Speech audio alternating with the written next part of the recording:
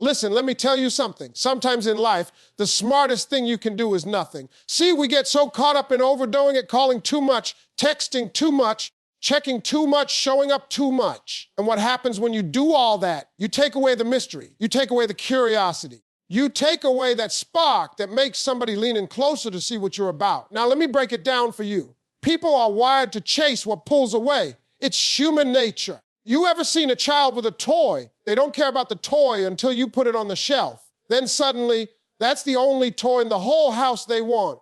That's not because the toy changed, it's because they can't have it right then. Scarcity creates value.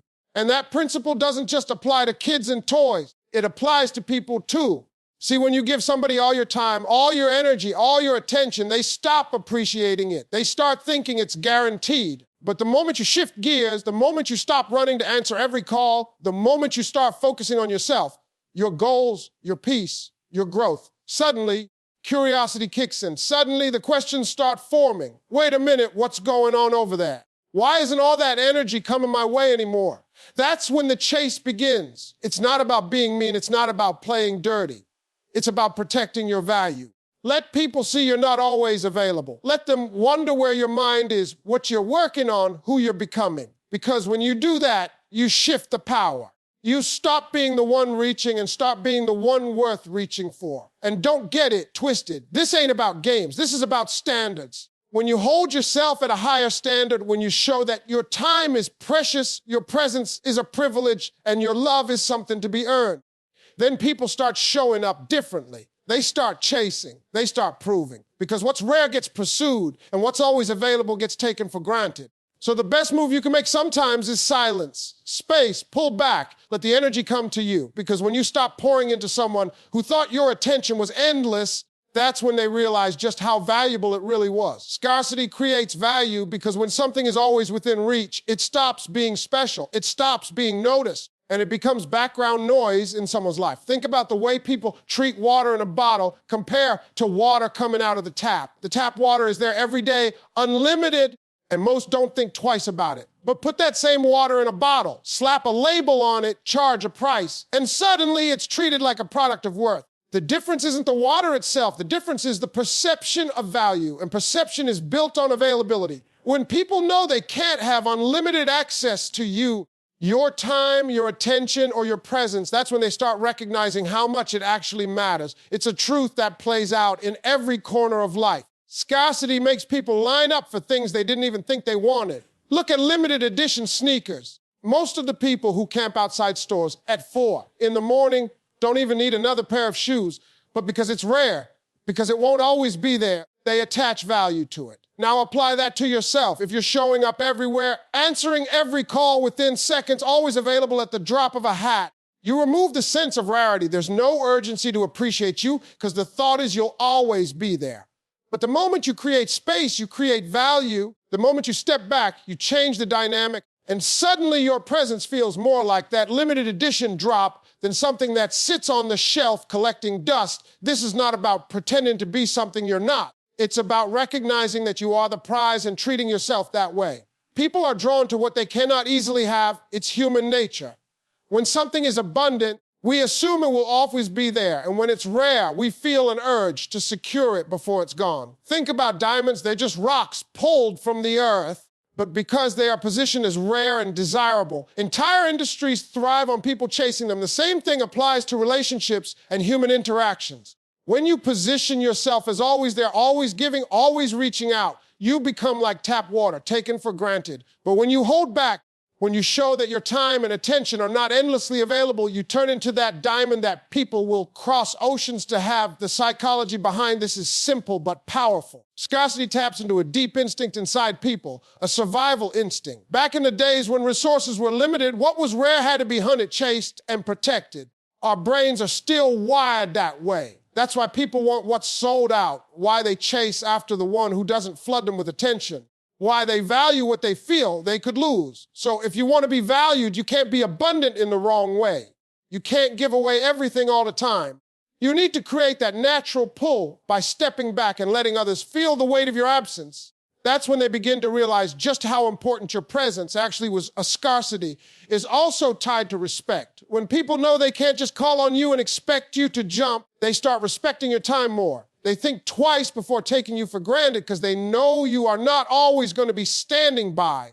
And here's the real beauty of it when you pull back. When you create that distance, you're not just teaching them to value you, you're also teaching yourself. You're reminding yourself that your life is not centered around constantly being available, that your worth isn't defined by how much you give away, but by how much you honor yourself enough to keep some things reserved. You become your own limited edition, and that energy is magnetic. You'll notice how people behave differently when they don't feel entitled to you. They lean in more, they ask more, they pursue more, they chase more. The very things they once overlooked become the things they're desperate to experience again. And all of that is triggered not because you changed who you are, but because you changed your level of availability. You gave them the gift of scarcity, and in doing so, you revealed the true value that was there all along. If you think back to every time in your life where you were taken for granted, you'll see the same pattern. You gave too much access, too much presence, too much consistency, and people treated it as though it was endless. But the moment you pulled back, the moment you created space, the appreciation returned, the curiosity grew, and the chase began again. And the principle is universal, whether it's in love, friendship, or even business. A brand that's always on sale doesn't feel premium. A person who's always chasing doesn't feel like the prize. But limit the access, hold your ground, let people experience the weight of not having you whenever they want. And suddenly the perception shifts. They start to see you as someone who has options, someone who values themselves, someone who is worth chasing. Scarcity is the key that flips the script. It transforms the way others view you, and more importantly, it transforms the way you view yourself. Pull back and let curiosity do the heavy lifting, because when you step back, you allow space for the mind to wander, and nothing pulls stronger than curiosity. People are wired to want to know what they don't understand, to figure out what they can't quite reach, to chase what isn't being placed right in front of them. When you are always available, always answering, always showing up, there is no curiosity left to build. There's no mystery to solve. But when you shift gears, when you stop filling every space, suddenly there's a question mark hovering in the air, and that question mark has more power than anything you could say or do. It makes people lean forward. It makes them wonder. It makes them chase. Think about the way stories work. A good movie doesn't tell you everything in the first 5 minutes. It drops hints. It leaves gaps. It makes you want to know what happens next. That's why you sit through 2 hours without moving. Curiosity hooks you. Life works the same way. When you leave space for curiosity, people stay invested. They stay engaged because they're trying to figure you out. If you flood the script with everything at once, they lose interest because there's nothing left to discover. Pulling back gives others the chance to stay intrigued, to stay alert, to keep watching what you'll do next. You become the story that people can't stop following, not because you told them everything, but because you didn't. Curiosity grows stronger in silence than in words. When you don't explain every move, when you don't announce every feeling, when you don't broadcast every step, people start filling in the blanks themselves. They replay moments in their mind. They analyze what you said last time. They wonder why your energy feels different. The silence does the work for you. You don't have to chase. You don't have to push. You don't have to demand. Curiosity pulls harder than pressure ever could. It makes people reach out. It makes them ask questions. It makes them move closer. Because unanswered questions create a tension the human mind can't resist. And here's the truth. When you pull back, you show confidence. You show that you're not desperate for attention. You're not begging for validation. You're not clinging to somebody's presence.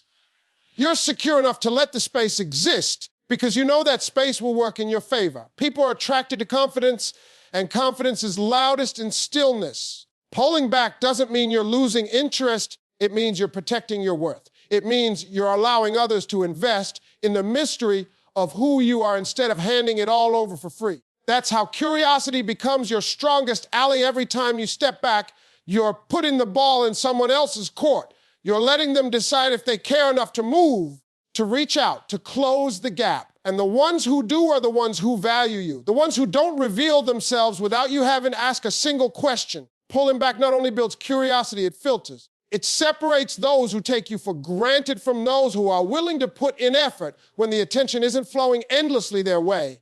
That's the beauty of curiosity. It shows you who's watching, who's paying attention, who can't help but wonder what you're up to even when you're not saying a word. Curiosity also keeps the energy balanced. If you're always pouring in, always giving, always chasing, the dynamic tips over. One side does all the work. The other side sits back and receives. But when you pull back, you reset the balance. Now the other side feels the urge to come forward, to invest, to ask, to wonder. Curiosity creates action. People don't chase when they already have everything handed to them. They chase when they don't know if they still have access, when they're unsure what's happening behind the scenes, when they feel that space opening up and they don't want to be left outside of it. That shift is what turns passivity into pursuit. Look around at the moments in your own life when curiosity pulled you in. Maybe it was a person who didn't reveal everything at once, someone who didn't tell their whole story right away. You wanted to know more. You leaned in closer. You asked more questions. You spent more time because the mystery kept you hooked. That same principle works in reverse. When you pull back, you create that same draw. You let others experience the pull of curiosity, and before long, they're the ones putting in the effort to figure out what's happening with you. Curiosity makes people invest without you lifting a finger. And here's the best part. When you allow curiosity to do the work, you free yourself. You stop wasting energy on proving, convincing, or chasing. You put your energy back in yourself, your growth, your happiness. You stop trying to control how others respond and simply let space reveal the truth. If they care, they'll step forward. If they don't, your pulling back protects you from wasting more of yourself on someone who wasn't willing to move. Either way, curiosity does the heavy lifting. It either draws them in closer or it shows you their absence without you having to ask. Pulling back doesn't mean being cold. It doesn't mean shutting down. It means trusting the process of human nature. Trusting that curiosity is one of the strongest forces in the world, and that if your presence carries value, the moment it's no longer constant, people will feel that void and want to fill it. That's the power of stepping back. That's the power of letting curiosity do what it's always done. Draw people toward what they don't fully understand, make them chase what they don't fully have, and keep them invested in what they don't want to lose or protect. Your energy, your attention is a privilege, not a guarantee, because when you give without boundaries, you end up drained, unappreciated, and overlooked by the very people you're trying to pour into. Energy is one of the most powerful currencies you have. It's more valuable than money, more rare than time, because it reflects the quality of your spirit, your emotions, your thoughts, and your presence. You can always make more money. You can sometimes manage more time. But once your energy is gone, once you've poured it out endlessly with no return, it's hard to recover. Protecting your energy is not selfish. It is survival. And the people who truly value you will recognize that your attention is not something they're entitled to. It's something they should appreciate. Most people don't realize how much their energy speaks before they even open their mouth. The way you walk into a room, the way you carry yourself, the way you respond, all of that is shaped by where your energy is going. When you waste it on people who take you for granted, you walk around tired, anxious, and unsettled. But when you guard it, when you treat it like the treasure it is, you walk differently, you glow differently, you attract differently. People notice when your attention isn't scattered, when your spirit isn't drained, when your presence carries weight. And that only happens when you decide that not everybody gets access, not everybody deserves the same level of your energy, and not everybody should be allowed to pull from your well.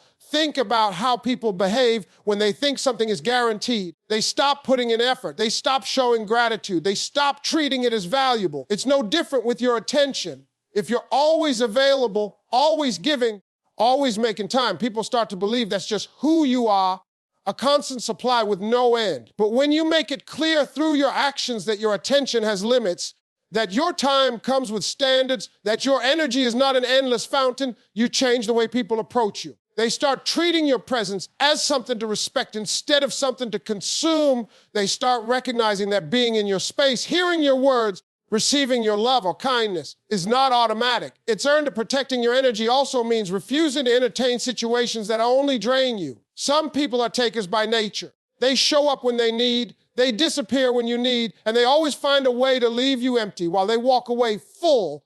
That's why protecting your energy is more than just stepping back. It's about setting standards for who you allow into your life and how much access they get. If someone can't value your attention, they shouldn't keep receiving it. If someone can't respect your boundaries, they shouldn't have free access to your energy. Because every time you let someone drain you without giving back, you teach yourself that your worth is negotiable, and that's a dangerous place to live. Energy is contagious, Two, when you protect it, you're not just guarding yourself, you're influencing everything around you. Negative energy spreads just like positive energy does. If you keep surrounding yourself with people who take in, eventually your whole atmosphere turns heavy. But if you protect your space, if you only allow people who uplift, inspire, and add value, your energy shifts upward, and that glow attracts even more of the right people. Protecting your energy isn't about shutting the world out. It's about creating the kind of environment where you can thrive, where your spirit is nourished, and where your presence is celebrated instead of consumed. Your attention is a privilege because it carries power.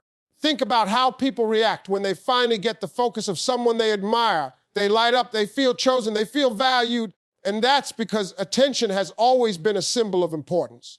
When you give someone your full attention, you're saying, in this moment, you matter to me. But the danger is when you give that away too freely to people who haven't earned it. They stop seeing it as a gift and start seeing it as their right. That's why you must remind yourself and others that your attention is not guaranteed. It's not a right. It's a privilege reserved for those who respect it, who reciprocate it, who don't misuse it. When you protect your attention like that, people rise to meet your standards, and those who don't naturally fade away. This doesn't mean you move through life cold or distant. It means you operate with discernment. You understand that not everyone deserves the same version of you. Some people only get access to the public you, the polite you, the surface level you. Others, the ones who have proven themselves worthy, get access to the deeper you, the vulnerable you, the genuine flow of your energy. Protecting your energy isn't about shutting people out. It's about knowing who to let in. It's about recognizing that your soul is not a public park. It's a private garden, and only those who will tend to it with care should be allowed inside. When you treat your attention like the privilege it is, you'll notice how quickly people adjust. They stop assuming you'll always be there. They stop treating your time like it doesn't matter, and they start valuing every interaction. They listen more closely. They respect your space more deeply, and they appreciate your presence more sincerely. Why? Because they know it's not guaranteed. They know they have to meet the standard. And in that shift, you reclaim your power. You remind yourself that you don't have to chase, you don't have to overgive, you don't have to beg for respect. You only have to protect your energy and let the right people show up for it. Silence speaks louder than chasing ever could, because in silence you create room for realization, reflection, and recognition to take place. When words are constant, when explanations are endless, when energy is poured out and trying to be heard, it can lose its impact. But when silence enters the picture, it cuts deeper than any argument ever could. Silence is powerful because it cannot be ignored. It forces people to sit with themselves, to face their own thoughts, and to notice the absence of what they once took for granted. That's why silence has the ability to move people in ways noise never will. Chasing often comes with pressure. When you chase, you push energy outward. You extend yourself in hopes of being acknowledged, understood, or valued. But too much pressure makes people pull away. It makes them feel suffocated instead of drawn in. Silence, on the other hand, pulls in the opposite way. It doesn't chase, it doesn't beg, it doesn't explain. It creates space, and space has a way of drawing people closer because the human mind is wired to seek closure, to want answers, to crave resolution. When you stop filling every moment with your words and your pursuit, the silence itself becomes the loudest message you could ever send. Think about how silence feels in a conversation. When someone expects a response and doesn't get it, they keep talking, they keep circling back, they keep trying to fill the void. That void is what compels them to move. In relationships, in friendships, in interactions, the same principle applies. When you stop chasing, stop over-explaining, stop flooding with effort, the silence becomes the presence. It creates a weight that makes others notice what is no longer being given. Silence says, I don't need to convince you. I don't need to prove anything. I don't need to keep running after what doesn't recognize my value. That's the kind of message words alone can never fully communicate. Silence also gives you power over yourself. When you stop chasing, you reclaim your peace. You no longer live in the chaos of constant pursuit. You stop reacting emotionally to every move someone makes.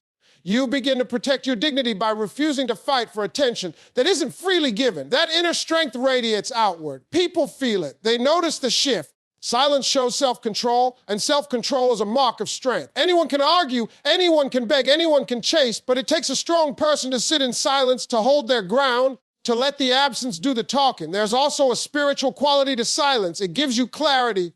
When you stop pouring your energy outward in pursuit, you finally have space to hear yourself. You start reflecting on your own needs, your own goals, your own value. You stop measuring your worth by someone else's response and start grounding it in your own sense of identity. Silence allows healing. It allows growth. It allows reconnection with yourself. And when you reconnect with yourself, you naturally shift the energy in any relationship. Others can feel that you are no longer desperate for their validation. They sense that your peace no longer depends on their response. That shift makes silence not just an absence of words, but a presence of strength. People often underestimate how much silence triggers curiosity. When someone is used to you speaking, reaching, and chasing, and suddenly the noise stops, they can't help but notice. They wonder why. They replay interactions in their head. They question themselves. They feel the discomfort of not knowing. That curiosity becomes a pull. It makes them want to reach out, to check in, to understand what changed. Silence works because it's unnatural in a world full of noise. People expect words, they expect effort, they expect pursuit. When you remove all of that, the contrast is so sharp that it forces them to take notice. Silence also removes the power struggle. Chasing often puts the power in someone else's hands. You're the one running, they're the one being pursued. But when you stop and go quiet, you shift the dynamic. Suddenly they are left without the comfort of your constant effort. They are left in the silence with only their own thoughts. That shift is what creates space for them to step forward. The silence compels them to either rise to the occasion or reveal that they never intended to. Either way, you find your answer without wasting your energy in pursuit. Silence speaks not only to them, but also to you. It reveals who is willing to meet you where you are and who was only there because of your chasing. It's important to understand that silence doesn't mean coldness or bitterness. It's not about punishment or manipulation. It's about dignity. It's about showing that you know your worth without having to demand it. Silence says, I won't fight for a place I deserve to be invited into. Silence says, my presence is valuable enough to be missed, not begged to be noticed. And that kind of silence builds respect because it communicates confidence without arrogance, strength without hostility. It's the type of silence that commands attention because it's rooted in self-respect. Every powerful figure in history has understood the weight of silence. Leaders pause before they speak, and the room leans in closer. Artists use silence in music to build anticipation. Even in everyday conversations, the moment of quiet carries meaning. That's because silence forces people to lean into the moment. When you apply that to relationships, when you step back and let silence carry the message, you become the one who sets the tone. You no longer scramble for attention. Your silence demands it on its own. When you embrace silence instead of chasing, you transform the dynamic entirely. The noise of pursuit is replaced with the calm of strength. The desperation of proving is replaced with the confidence of knowing. The imbalance of always giving is replaced with the dignity of waiting to be received. And in that shift, silence becomes louder than any words, stronger than any effort, and more effective than any chase ever could. Standards aren't games. They're the proof of your worth. Because when you set clear expectations for how you want to be treated, you communicate something powerful without having to say a word. Too often, people confuse standards with playing hard to get or creating obstacles, when in reality, standards are about self-respect. They are the boundaries that define what you will and will not accept. And they are the measuring stick by which others learn how to approach you. If you move through life without them, you invite mistreatment, inconsistency, and neglect. But when you hold firm to your standards, you show the world that your value is not negotiable, that your love, your energy, and your time are not free. For all privileges but sacred things that require respect, standards set the tone in every interaction. People learn how to treat you based on what you allow. If you consistently accept being undervalued, ignored, or taken for granted, you silently tell others that it's okay to do so. But when you carry yourself with the weight of standards, you draw a line in the sand that says, this is who I am and this is what I deserve. That line is not about controlling others. It's about controlling yourself. You can't make someone respect you, but you can refuse to engage with those who don't. That's how standards become proof of worth, not because others suddenly change, but because you refuse to settle for less than what aligns with your value. Think about how businesses work. Luxury brands don't lower their prices to attract everyone. They keep their standards high, and people chase them for it. The high standard is what makes the brand valuable. The same principle applies to you. If you constantly bend your boundaries, if you constantly lower your expectations just to keep someone around, you strip yourself of that value. But when you stand tall in your standards, you send a message. I am worth the effort. And if you can't rise to it, that's your loss. That confidence makes people respect you more, and those who truly care will adjust to meet you where you are. Standards sift out the ones who were never serious from the ones willing to put in the work. Standards also protect your energy. Without them, You find yourself drained by situations that don't serve you. You tolerate behavior that chips away at your self-esteem, and you settle for connections that bring more pain than joy. But when you enforce your standards, you cut off the flow of disrespect before it can take root. You no longer give endless chances to people who show you they can't rise to meet you. You no longer entertain half-hearted effort from those who only come around when it's convenient for them. Instead, you conserve your energy for those who show up with consistency, effort, and sincerity. Protecting yourself in that way isn't harsh. It's necessary because your spirit deserves to be nourished, not depleted. The beauty of standards is that they not only shape how others treat you, but they also shape how you see yourself. Every time you stick to a boundary, every time you walk away from something beneath your worth, you reinforce your own self-respect. You remind yourself that you are not desperate, that you are not replaceable, and that you are not willing to play games with your dignity. That inner strength becomes visible on the outside. People feel it in the way you carry yourself, in the way you respond, in the way you no longer tolerate disrespect. And that energy is magnetic. It attracts those who recognize your value and repels those who would only waste your time. Standards also clarify relationships. They expose intentions quickly. When you state or demonstrate your expectations and someone pushes back, dismisses them, or refuses to rise to meet them, you've just received valuable information. They were never meant to walk with you at the level you're operating. But when someone sees your standards and chooses to rise, chooses to meet you, chooses to give you what you deserve, that's when you know they're serious. Standards save you time because they reveal truth faster than words ever could. You don't have to guess who values you. Their willingness to respect your boundaries will tell you there's a difference between standards and games. Games are manipulative. Games are about trying to control others, trick them, or make them chase out of confusion. Standards, on the other hand, are about authenticity. They don't manipulate, they clarify. They don't confuse, they instruct. They are rooted in self-worth, not in fear. When you live by your standards, you don't have to hide who you are or pretend to be someone else. You simply show up in your truth and expect others to meet you with the same level of integrity. That's not playing a game, that's honoring yourself. It's also important to recognize that not everyone will like your standards. Some will call you too much or too demanding because it doesn't benefit them to rise to the level you require.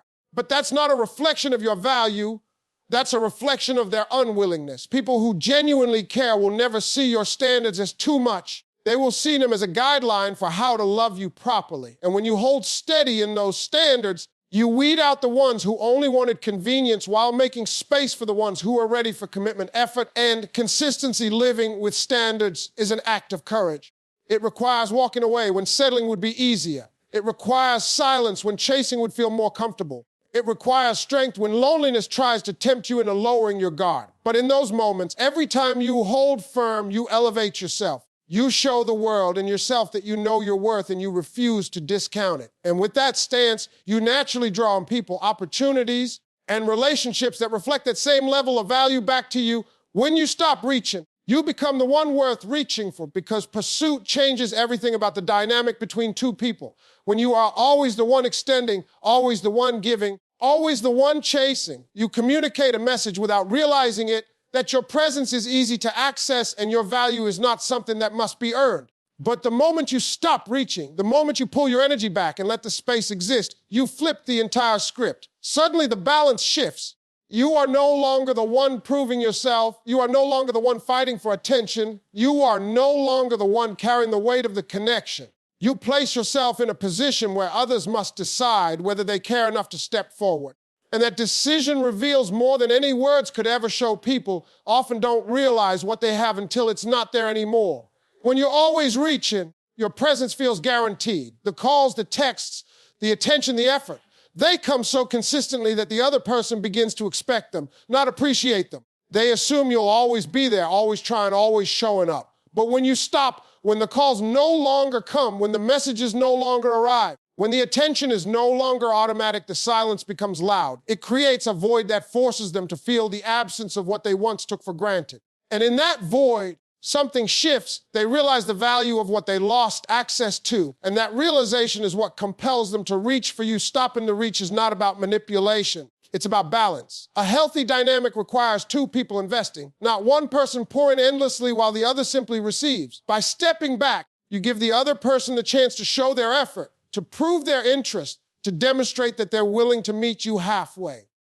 If they don't, then you've already protected yourself from wasting more of your energy. But if they do, then you've created the space for a more equal connection to grow.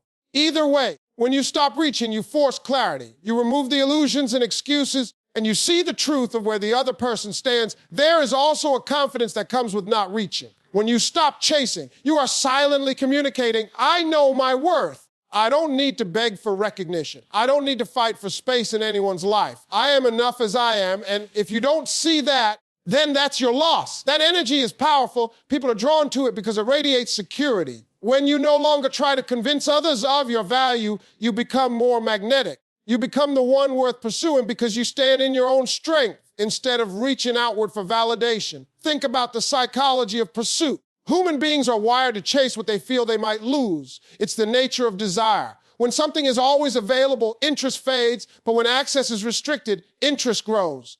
By pulling back your reach, you allow the natural instinct of pursuit to activate. Curiosity builds, urgency develops, effort increases. People want to understand why you stop.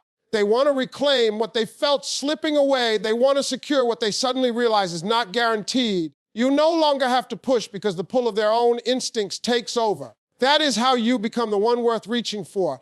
It's also important to recognize that stopping your reach is an act of self-respect.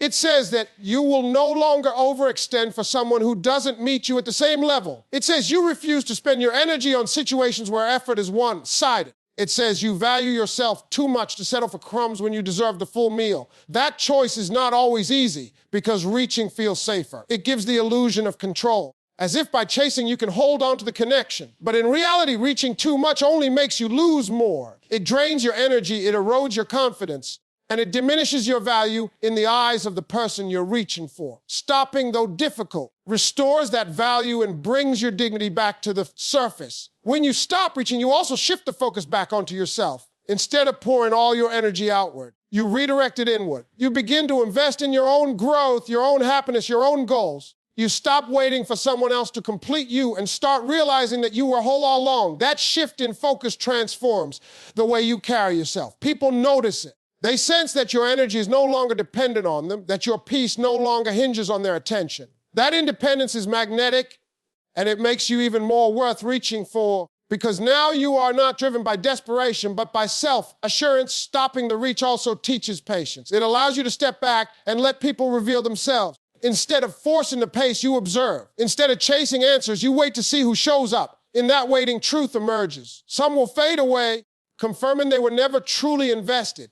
Others will rise to meet you, showing they were only waiting for the chance to prove themselves. By holding your ground, you create space for authenticity to come forward, and that authenticity is what builds lasting connections. The ones who chase when you stop are the ones who actually value you. The ones who don't are simply clearing space for better energy to enter your life. The beauty of no longer reaching is that it restores balance, respect, and clarity. It shifts you from a position of trying to a position of receiving. It redefines the dynamic so that your worth becomes undeniable. You stop being the one always in pursuit, and instead, you become the one worth pursuing. You stop begging to be chosen and start living like you already are. And in that shift, you unlock the power of stillness, the power of patience, the power of knowing that the right energy will always reach for you when you stop giving yourself away too easily. Would you like me to also go back and shape all 6 expanded keynotes into one full Steve Harvey style speech so it flows like a stage performance instead of 6 separate expansions?